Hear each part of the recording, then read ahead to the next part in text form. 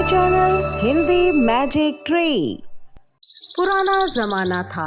एक छोटा सा गांव था जिसका नाम निर्मालपुर था। इस गांव का राजा था वीरभद्र सिंह, जो अपनी जनता के लिए बहुत ही दयालु और समझदार था। उसकी दो रानियां थीं, बड़ी रानी राजेश्वरी और छोटी रानी कल्याणी। राजेश्वरी रानी बहुत ही खूबसूरत थी।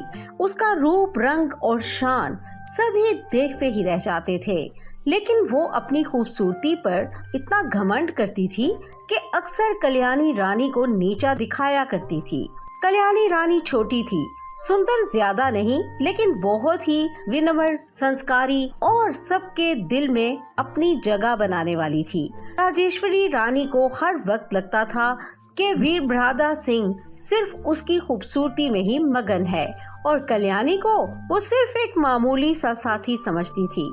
हर दिन राजेश्वरी कल्याणी के सामने अपनी खुदगर्जी दिखाती और वीरभद्र सिंह के सामने भी उसकी बदनामी करने की कोशिश करती।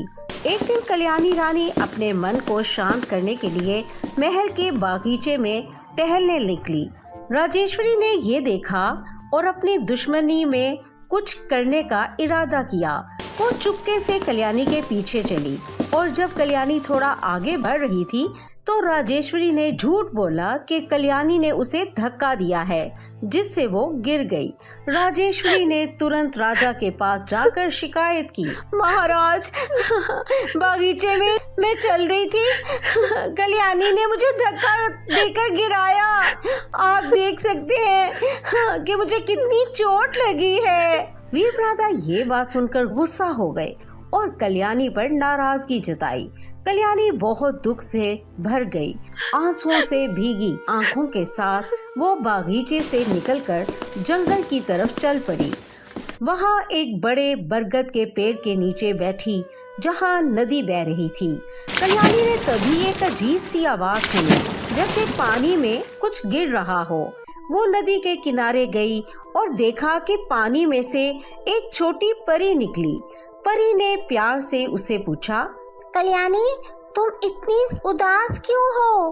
बताओ मुझे, शायद मैं मदद कर सकूं। कल्याणी ने सारी सच्चाई परी को बता दी।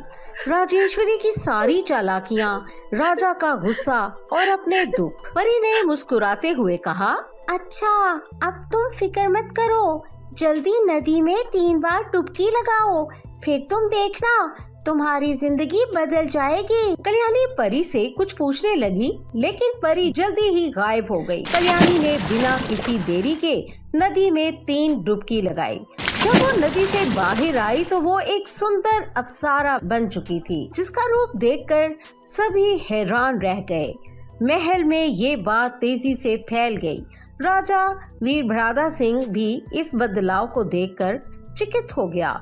उसने अपने मंत्रियों से पूछा कि आखिर क्या हो रहा है। मंत्रियों, ये कौन है जो इतनी खूबसूरत हो गई है? क्या मुझसे कुछ छुपा रहे हो? मंत्रियों ने बताया कि ये कल्याणी रानी ही है, जो अब खूबसूरती में बदल गई है। राजा ने कल्याणी को सामने बुलाया और जब वो सामने आई तो उसकी खूबसूरती देखकर वो मोहित हो गया। कल्याणी, तुम इतनी खूबसूरत कैसे हो गई?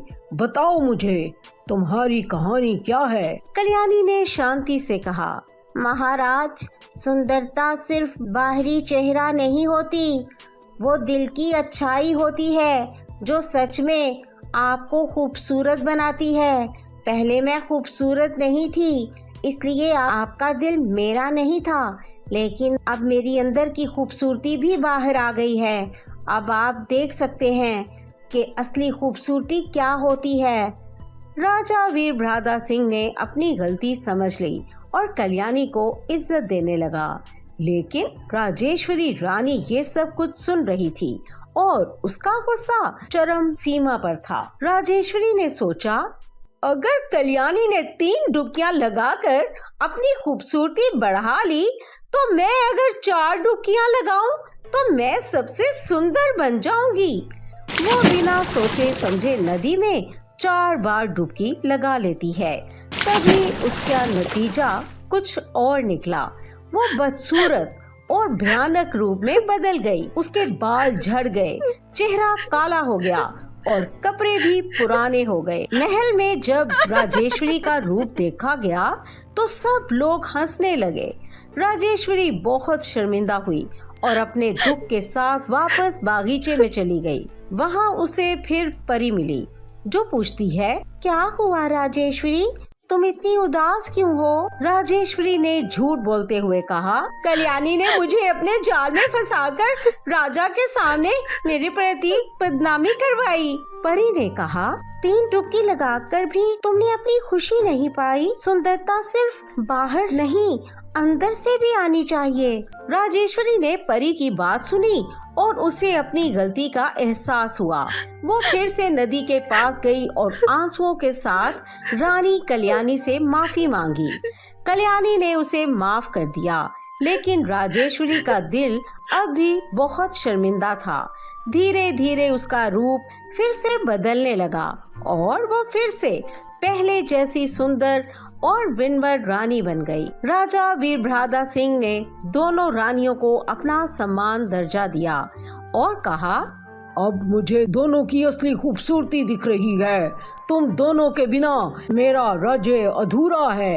अब हम सब मिलकर अपनी जनता की सेवा करेंगे।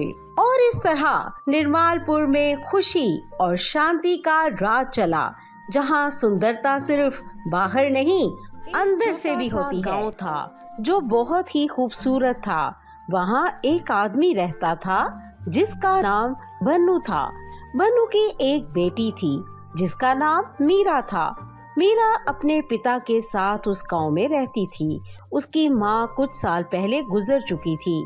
माँ के जाने के बाद मीरा घर का ख्याल रखती थी और उसके पिता सुबह से शाम तक मछलियाँ पकड़ने का काम करते थे। रोज सुबह बन्नू मछली पकड़ने निकल जाता और मीरा घर का खाना बनाती। शाम को जब बन्नू वापस आता तो वो पकड़ी हुई मछलियाँ बेच देता। इस तरह मीरा ने भी सीख लिया था कि ग्राहक को कैसे संभालना है और लेन देन कैसे करनी है। आज भी वैसा ही दिन था। बन्नू खाना खाकर थक गया था, मगर अचानक उसकी तबीयत खराब होने लगी। मीरा को समझ नहीं आया। उसने पूरा दिन अपने पिता का ख्याल रखा, मगर तबीयत ज्यादा खराब होती गई। मीरा ने डॉक्टर को बुलाया। डॉक्टर साहब, मेरे पापा की तबीयत दिन ब दिन खराब हो रही है, क्या उनका कुछ इलाज हो सकता है? फिक्र मत करो मीरा, मैं अभी उनका ठीक से मुआयना करता हूँ। डॉक्टर ने अच्छी तरह चेक किया। मीरा बेटा, ज्यादा फिक्र करने की जरूरत नहीं है। बस एक इंजेक्शन लगाना जरूरी है जो इनकी तबीयत को सुधार देगा। शुक्रिया डॉक्टर साहब, जल्दी से इंजेक्शन लगा दीजिए। लेकिन बेटा एक बात है, वो इंजेक्शन थोड़ा महंगा है, 2500 रुपए लगेंगे। क्या तुम्हारे पास इतने पैसे हैं? मीरा उदास हो गई, लेकिन डॉक्टर ने उसे 1 दिन का वक्त दिया ताकि वो पैसे जमा कर सके। मैं दवाई लिख देता हूँ, लेकिन कल इंजेक्शन देना बहुत जरूरी है। इतने पैसे मैं कैसे लाऊं? मुझे तो मछली भी पकड़नी नहीं आती। मीरा ने सारी मछलियाँ बेच दी, मगर पैसे अभी भी पूरे नहीं हुए थे। फिर मीरा ने फैसला किया कि वो नाव लेकर मछली पकड़ने जाएगी। नाव चलाना उसे ज्यादा नहीं आता था, मगर वो हिम्मत नहीं हारी। जब वो नाव लेकर नदी पर गई तो उसने एक छोटा सा कशितरा देखा, जहाँ से वो थोड़ी देर रुक गई।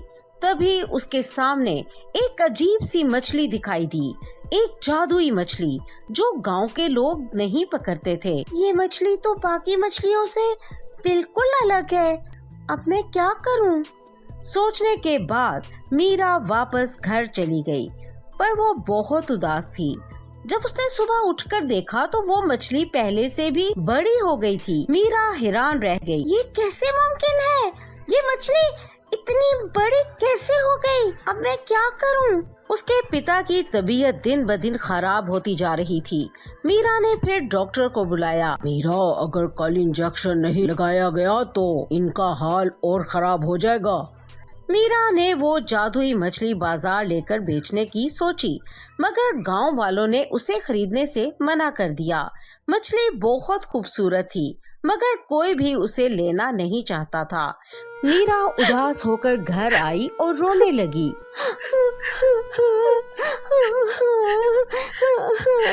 तभी उसने किसी की आवाज को सुना। तुम मुझे उठा कर लाई हो? मीरा ने डर के मारे इधर उधर देखा। ये आवाज किसकी है? यहाँ तो मैं और मछली के अलावा कोई भी नहीं है। ये मैं हूँ जो तुम मुझे लेकर आई हो। मीरा बहुत डर गई थी। तुम बात कर सकती हो? मैं तुम्हारा कत्ल नहीं करना चाहती। मेरे पिता बीमार हैं। मुझे पैसे की जरूरत है। क्या तुम मेरी मदद करोगी? फिक्र मत करो, मैं तुम्हें नुकसान नहीं पहुंचाऊंगी। फिर तुम क्या चाहती हो? मैं तुम्हारी मदद कर सकती हूँ, मगर तुम मेरी 2 शर्तें मानोगी। क्या शर्तें हैं? पहली, तुम मुझे मेरे साथी के पास ले जाओ जो इस नदी में है। दूसरी, तुम्हारा काम पूरा होने के बाद हम दोनों को वापस इसी नदी में छोड़ आना होगा। मीरा खुशी खुशी राजी हो गई। वो दोनों मछलियों के साथ गांव गई। मछलियों ने अपने करतब दिखाने शुरू किए। गांव वाले और आसपास के लोग बहुत खुश हुए। सब ने मिलकर मछलियों के जादू को देखा और मीरा ने पैसे कमाना शुरू किए। खुशी से मीरा ने डॉक्टर को बुलाया और इंजेक्शन के लिए पैसे दिए। डॉक्टर ने इंजेक्शन लगाया। 2 दिन आराम करवाओ बनू जी, आप बिल्कुल ठीक हो जाएंगे। मीरा खुशी से झूम उठी। उसके पिता की तबीयत ठीक होने लगी। मीरा ने मछलियों को उनके घर नदी में वापस छोड़ दिया। Don't forget, like, subscribe our channel.